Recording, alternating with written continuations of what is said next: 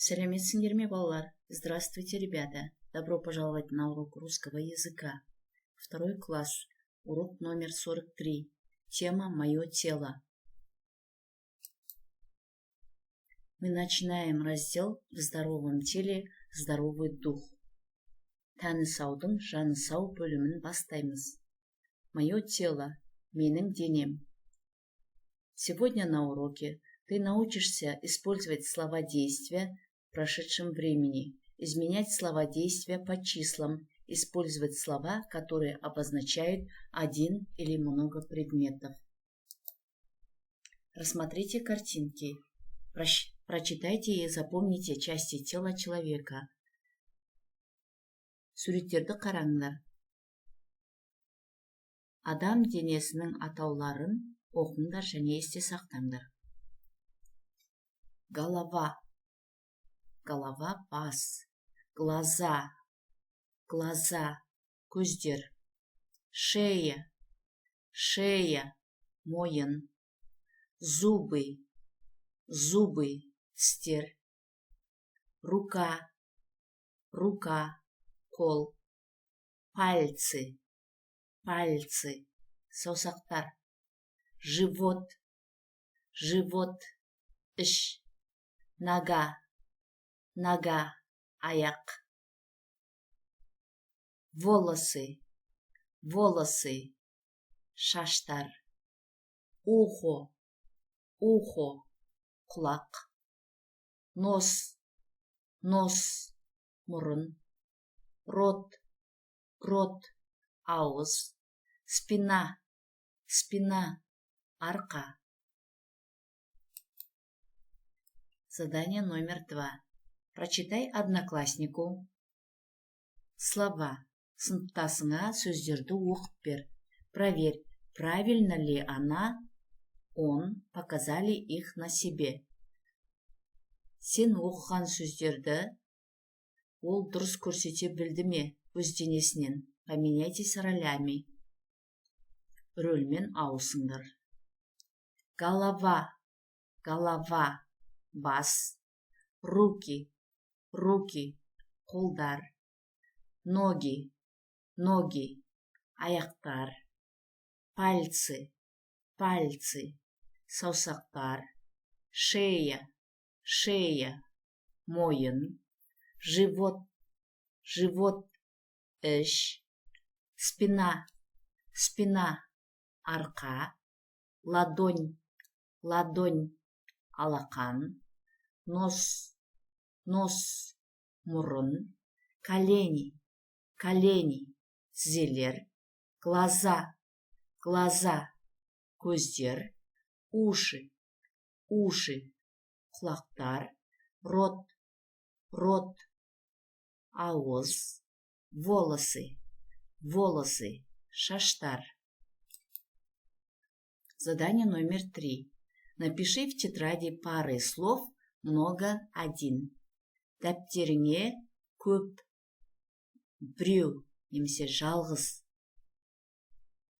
болып, пар болып тұрған сөздерді дәптеріңе жаз. Уши. Құлақтар. Ухо. Құлақ. Руки. Қолдар. Рука. Қол. Ноги.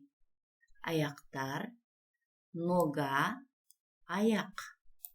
Пальцы. Саусақтар.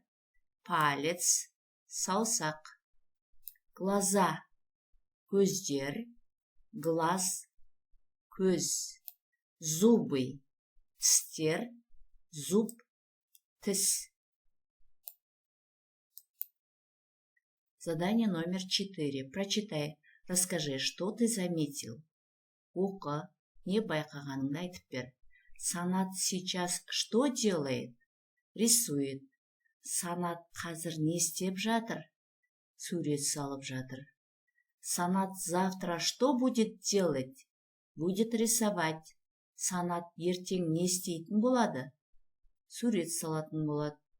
Санат вчера что делал? Рисовал. Санат кеше не істеді? Сурет салды.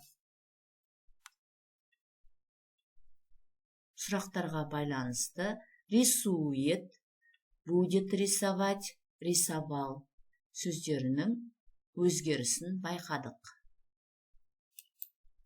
Задание номер 5. Расскажите, что вы делаете на уроке. Сабақта не істейтіндерің туралы айтып беріңдер. Что делаю? Не істеймін. Не істеп жатырмын. Что делаю? Не істеп жатырмын. Читаю, оқып жатырмын. Слушаю, тыңдап отырмын. Пою, ән айтып жатырмын. Что буду делать? Не істейтін боламын. Буду читать, оқимын. Буду слушать, тыңдаймын. Буду петь, ән айтамын. Что делал? Что делала? Не істеді. Читала, оқыды. Слушала, тыңдады. Пела, пела, ән айтты. Балалар, читал, слушал, пел – это мужской род. Ер адамдарға қатысты айтылады. Читала, слушала, пела – женский род. Қыз балаларға, әйел адамдарға қатысты айтылады. Задание номер 6. Прочитайте предложения, продолжите их. Сөйлемдерді оқыңдар. Оларды жалғастырыңдар. Ученик писал. Ученики писали. Школьник читал. Школьники читали. Бірінші бағанда біз жекеше түрде айтып жатырмыз. Екінші бағанда көпше түрде айтылып жатыр. Девочка пела. Девочки пели. Мальчик играл. Мальчики играли. Учитель слушал. Учителя слушали. В первом столбике в единственном числе употреблены слова. Сөздер жекеше түрде қолданылған.